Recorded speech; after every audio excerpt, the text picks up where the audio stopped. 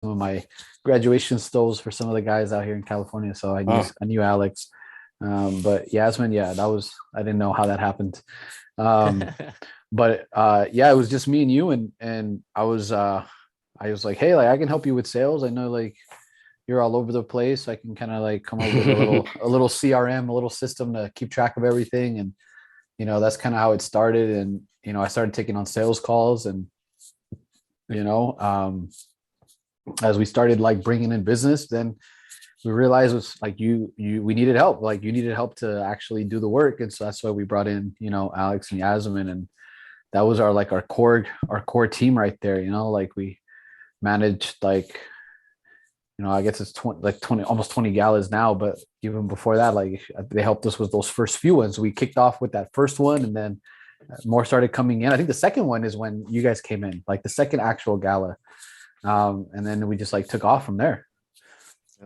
Yeah, that learning curve. I just want to emphasize, especially for Yasmin, like just going back from dentist to creative. That did that hurt? What did you enjoy that? How was it learning? Like here's the question. Did you find it easy to learn? Um, Not necessarily in the beginning, because it was like a lot of, jargon, a lot of words that I had never even heard of. Mm, But definitely like having, PSD, yeah, which like is a Photoshop document. JPEG. yeah, A JPEG. exactly, yes. Yeah, no, things like that. Like So this. yeah, I think that was the hardest part. And especially just like being in between Alex and Steve, they're very creative and they're very, in their own world sometimes. And I'm just like, well, I don't know what you guys are talking about. And you guys are so passionate about it. So I know it's like important. But and you guys were going, 100 miles per hour, and I was still like 30 miles per hour. But slowly, Alex took the time, Steve took the time, obviously, to train me, and slowly, in the beginning. But like once I kind of got the hang of it, it was also hands-on. So you guys letting me do it on my own also helped, because that way, okay, I'm in the passenger seat, and well, no, I'm in the driver's seat, and I had to go. So that was great as well. Yeah, to that point, I was very scared of being a micromanager because I know that's not good. And I really did not want to be that boss. And so it was really difficult, almost heart-wrenching to let go of a lot of the things that I needed to let go. Right. First with Kevin, right? Like just trusting him to talk to my client, to potential clients about all the things that I do.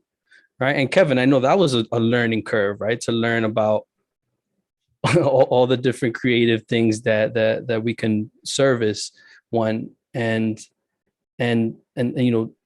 putting that, giving that driver's seat to Yasmin, to Alex, to run with it was not easy, but I knew that I needed to suck it up and grow from that. And I know that was going to help me grow. And I know that was a great decision because we've been able to just really, they've been able to rock out, and to the point that we went through the 18 months that it took to implement the run like clockwork methodology. And I ended up taking that 4-week vacation, actually a month earlier, because my daughter was born, and that 4-week vacation was my paternity leave. So I'm about to like tear up over here because I'm just thinking back, like I just can't thank y'all enough for giving me that time, with my family. I don't think a lot of people, or particularly business owners that are like in the grind, in the hustle, um I'm sure they can relate in that they're always grinding and hustling. They're never off. Their phone buzzes, they look at it, a notification comes in, an email comes in, they respond to it, they try and act on it, they try and get that dollar in. That was me, 15 years, 13 years, whatever it is. And yeah, this run like clockwork methodology, it changed my life. I was able to take this 4-week vacation completely unplugged, I'm telling you, no Slack, no email, no checking in.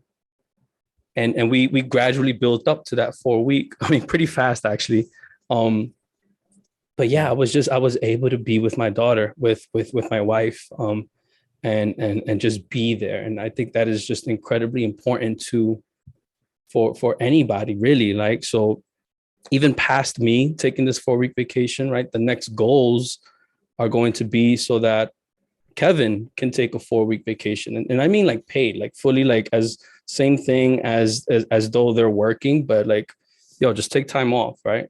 Do the same thing for Alex, do the same thing for Yasmin, you know? And that's like one of my goals, is to be able to get these team members, my team, and everybody who works with me to get on this page, get on this wave. Drop that link again on the runlikeclockwork.com. People need to know about it. People need to read up on it. It works. It worked. And again, thank you guys, Alex, Yasmin, Kevin. Love you from the bottom of my heart, for real. Yeah, man. Love you too, man. You know what's super special about that is that and you know, this is like I guess a societal thing, but women already don't have enough time for maternity leave in the States. Other countries deal with that differently, but for you to be a dad, you get even less time from work. So for you to be able to take 4 weeks during that time is super dope, right? Super special moment. You know, luckily I was able to have some of that time when my daughter was born too, and like, you can't get that time back. So to be able to be part of the team that allowed you to do that was dope. You just came back super elated, and it's necessary. I think the Run Like Clockwork methodology allows you to refresh and reset and take necessary time away to just be you. And what's really cool about Clockwork, the Run Like Clockwork mentality and atmosphere, is that you have somebody that can help you at all times. And we've been on various calls with folks from Clockwork to come help you out and help us out and help us understand this. And man, I think that we, you know, I think as a team, we've grown together because of that coaching and because of that methodology. And, you know, just seeing the impact it had on you for those 4 weeks is like, yeah, man, this was definitely worth grinding out for. You know, there's nothing more important than the deadline. And so Aria was coming and you weren't going to be able to push that back. And so we had to make it happen, right? We all had to make it happen. You had to make it happen. Yasmin had to make it happen. I had to make it happen. Kevin had to make it happen, and super dope outcome. And here we are. And everybody did make it happen. I mean, Kevin brought in some sales, right? Some? A lot, right? Like, and Alex and Yasmin were delivering a virtual gala. In fact, was it the day of or the day after or the day before Aria was born? They live streamed a whole virtual gala without me. Yo, that is crazy, guys. You don't know how much how much stuff goes into doing, not only producing the virtual gala, but then live streaming it to a corporation that is depending a lot is on the line for it to not crash, to not go wrong, and to not it needs to be successful.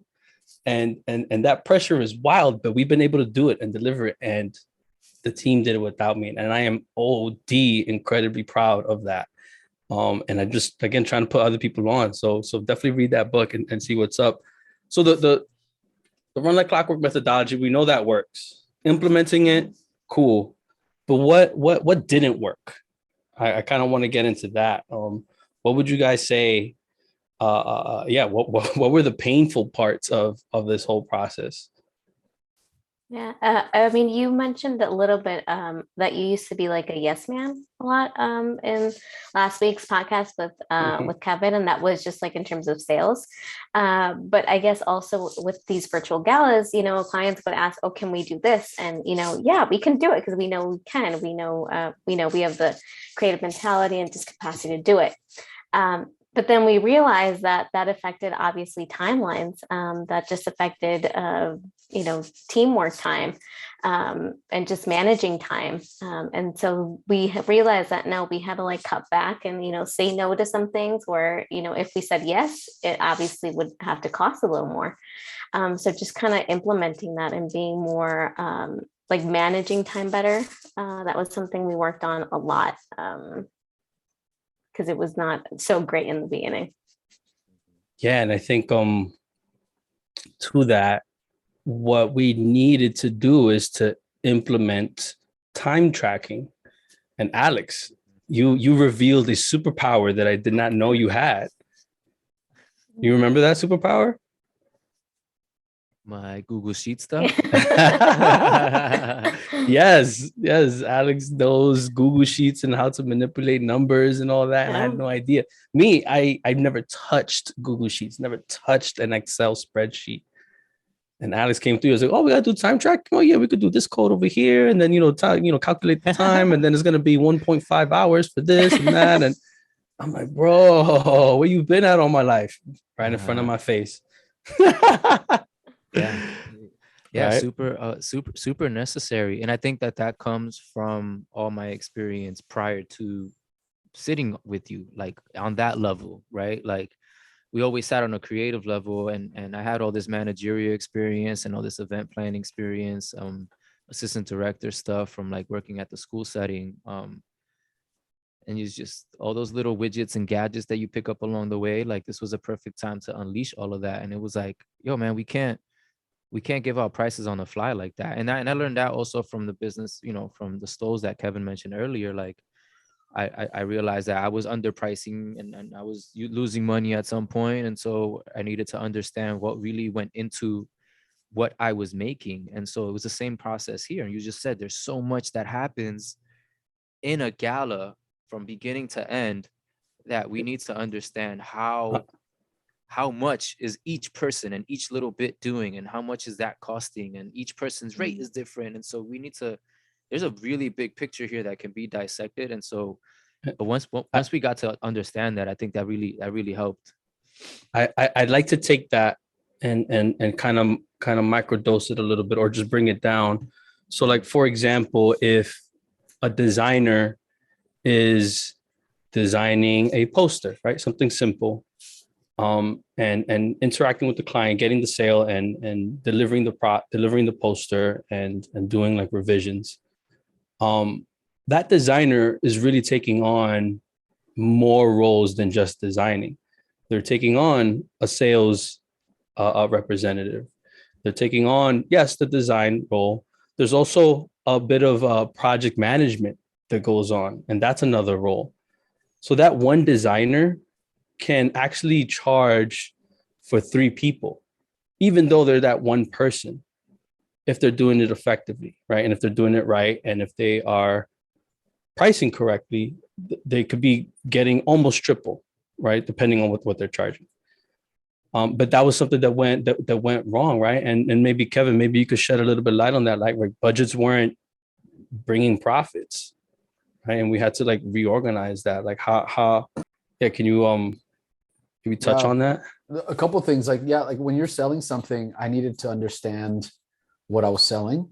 And obviously people have questions about the product or the service, and I need to be able to like, explain that.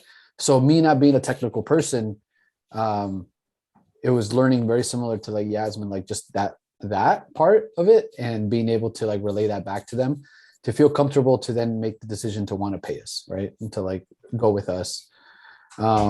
And because it was like just in general, I mean, it was a new thing that people couldn't wrap their minds around, right? Like a virtual gala. They were just like so confused because they were so used to doing it in person for so many years. And then now they're broadcasting it live. They were so confused. And so, when people are asking for certain things, like, I remember like you and I would ask you like, hey, how much do you think we should be charging for this? And you'd give me a number, or like, you're like, I don't know. Like, and I was like, we're over here winging it. We're like over here, like winging prices and stuff. And we, even if I close them and we do we work on their project, like, I was like, did we actually make money? And I was like, I don't know. I was like, how many hours went into that? Like only like the people that were working on it know, right? And so we weren't tracking that. We just kind of got the work done. But yeah, there's at a certain point where like you probably will lose money. You know, if things go wrong, which or things take longer, which usually they always take longer than we think, which we've come to realize as we went on doing galas. But I think once we started time tracking how long stuff was taking us, and we were able to figure out like the actual pricing for that, then you know we felt like, all right, well, we can't go lower than this, right? Like we can't go lower than this price because then we're just going to lose money and it's not worth it. And so I think that was huge to do that. And obviously, like we want people to pay as much as they can to us, you know, for our services, but you definitely need to know where your break even is. 100% super facts, man. Time tracking is part of the methodology of Run Like Clockwork. I mentioned this last week. Me as a creative, I absolutely did not want to time track, right? As a creative, I just want to get lost in time. I want to have fun with my creativity and not think about it. But we live in a capitalist society. Time is money, period. And other people's time is money. And that's where it started to hurt me a little bit more, because I wasn't just talking about my time. I love to do this work, and I could do all this work for free, real talk. But other people, no, they got to pay their bills. They got to pay their rent. They got to put food on the table, roof over their head. And that's super important as an owner to come to terms and realize. And it's not about me. It's about providing work, providing jobs, providing some security. What else didn't work?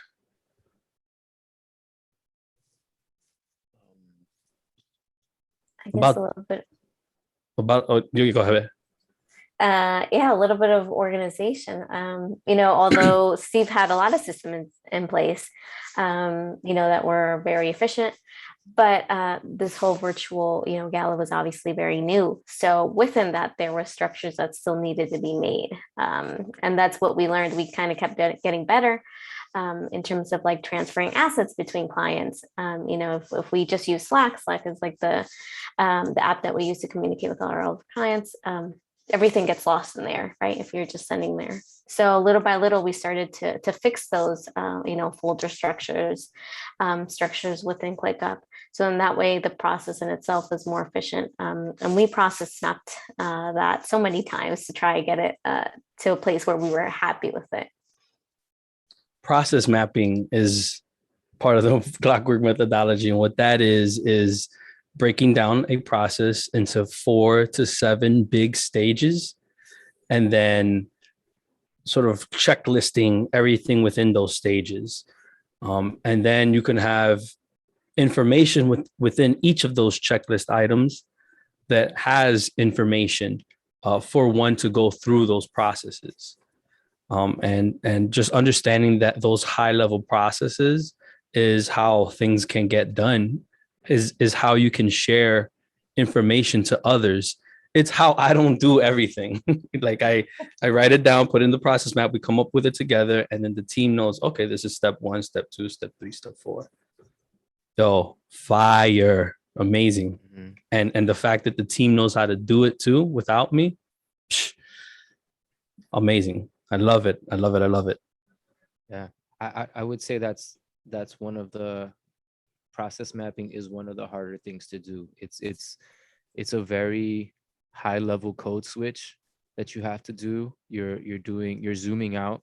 You're going macro, very macro with the business and very macro with the ideas, and trying to implement systems that others can use. So you're thinking about your system in these big 7 steps and how to lay it out, but we were doing that at the same time as we were dealing with clients on the micro level and delivering as minimal as like 1 lower third or 1 animation. Meanwhile, we're trying to think about this huge process map at the same time. So brain go boom a lot, right, Steve? I want that as a shirt. Brain go boom. We gotta design that, yeah.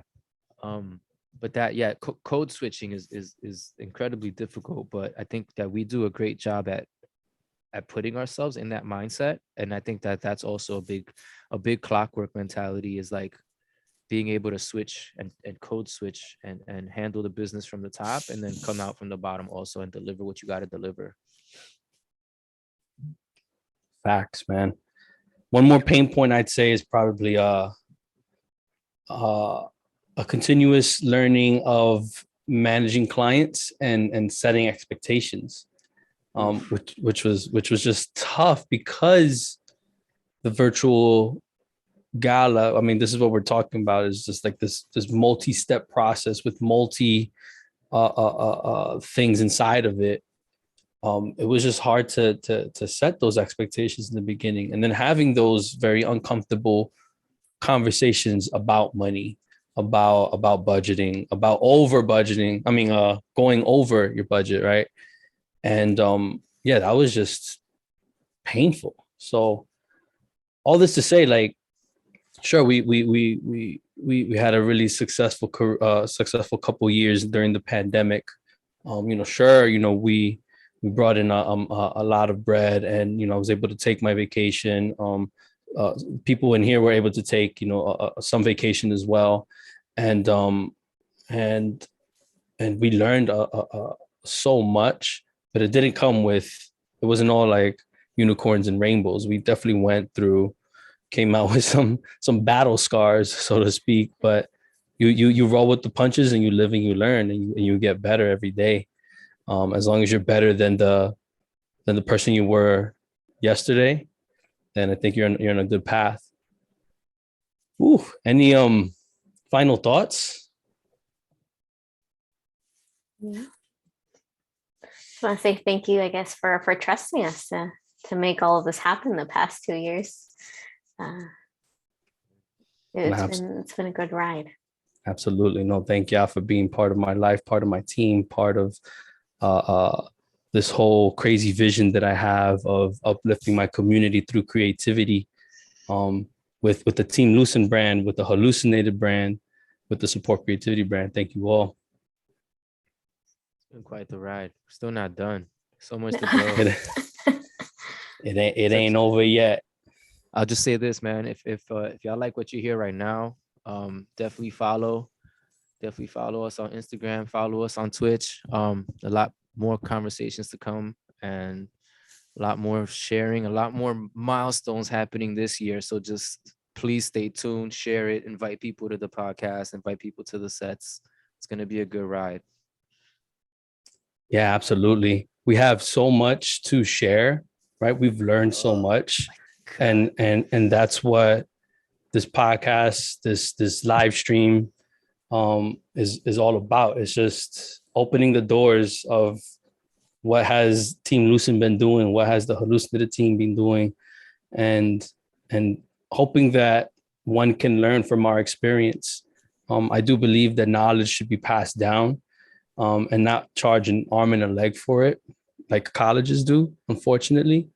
But this is going to be our little way of sharing that knowledge and passing some things down, and it's not going to cost $200,000 for like a 4-year degree or whatever.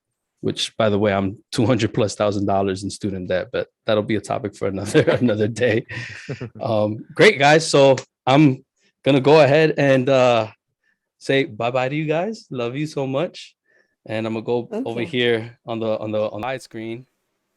And so I'd like to thank the sponsor of this podcast, and that is Hallucinated Studios. In fact, we are being streamed on the Hallucinated Studios Twitch. Hallucinated does a lot of branding and marketing for entertainment and nightlife. That means DJs, entertainers, nightlife curators. If you're one of those, you could definitely hit up hallucinated.com. In fact, I'm going to go into this little reel that they got going on, and then we're going to go right into the VJ set. This VJ set is going to include an audio mix by Gibbons NYC. It is a drum and bass set. Drum and bass is a beautiful genre that is one of my favorite genres. In fact, this person, Gibbons, put me onto this genre way back when, and it's I never looked back ever since. So see you in the VJ set.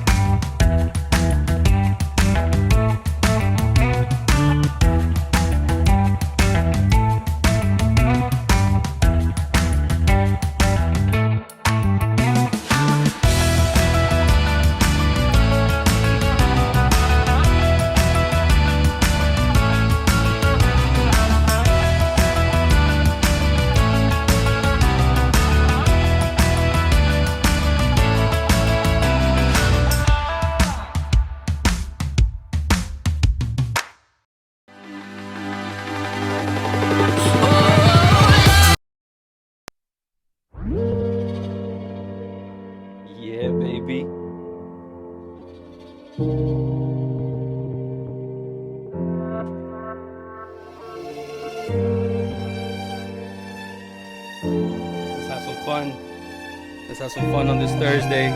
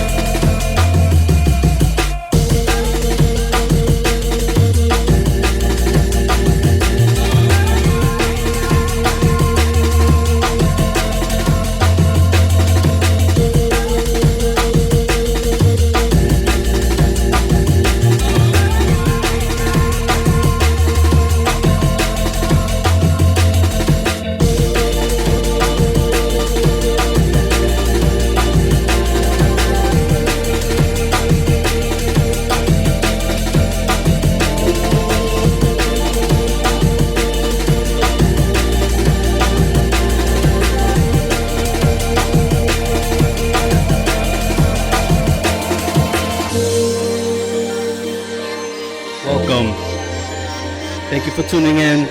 This is the after party to Lucin's Lounge podcast featuring a drum and bass set by Gibbons NYC with visuals by yours truly. I go by the name of Steve Lucin, but today you could call me Saram, un mitad del grupo Saram Bound.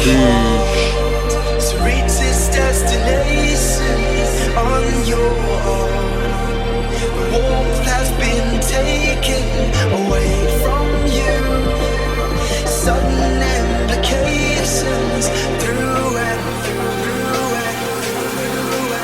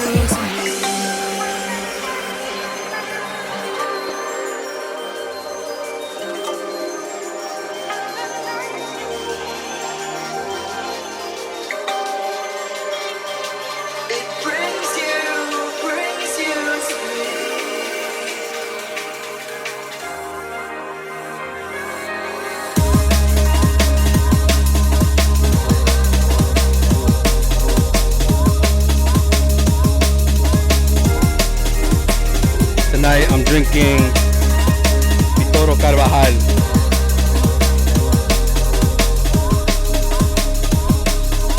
Pitoro Carvajal is Pitoro mixed with Don Carvajal coffee. True story, I designed this label with my team. Shouts to Don Carvajal Cafe. That is born and raised in the Bronx. Definitely give him a follow on Instagram. Pitoro is Puerto Rican moonshine. This should be drank with oat milk and cinnamon. Beautiful fall vibes, but I ran out of oat milk. I'm gonna just sip on this a little bit, you know what I'm saying?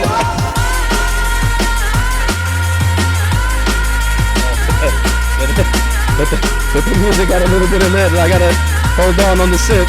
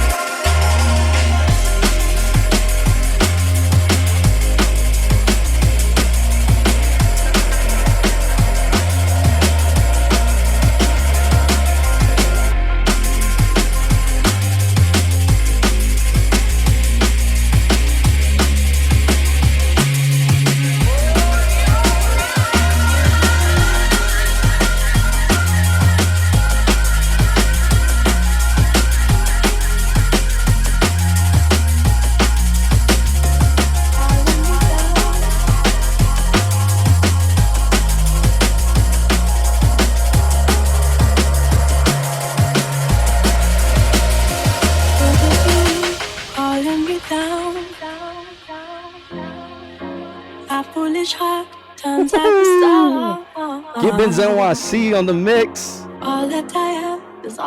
Beautiful music. My first time DJing the drum and bass. I mean, VJing to drum and bass. Believe it or not. I think I like it. Shouts to all the viewers. Thank you so much for tuning in.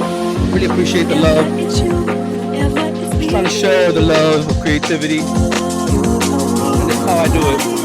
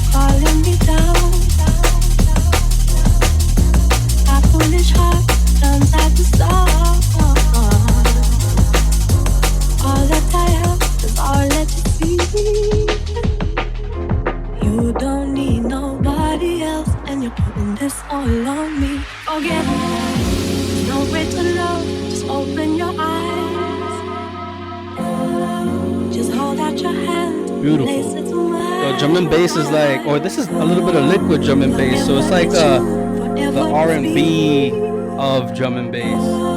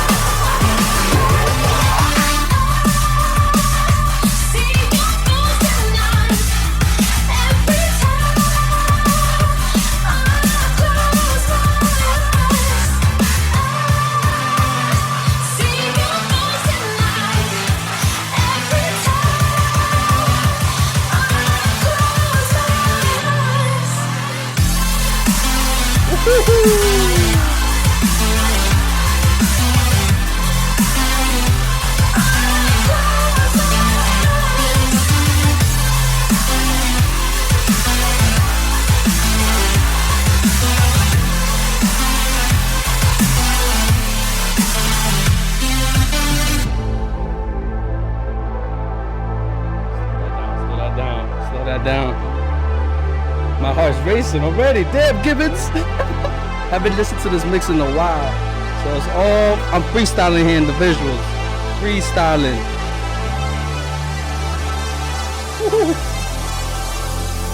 Yeah, daddy like you. Daddy like you.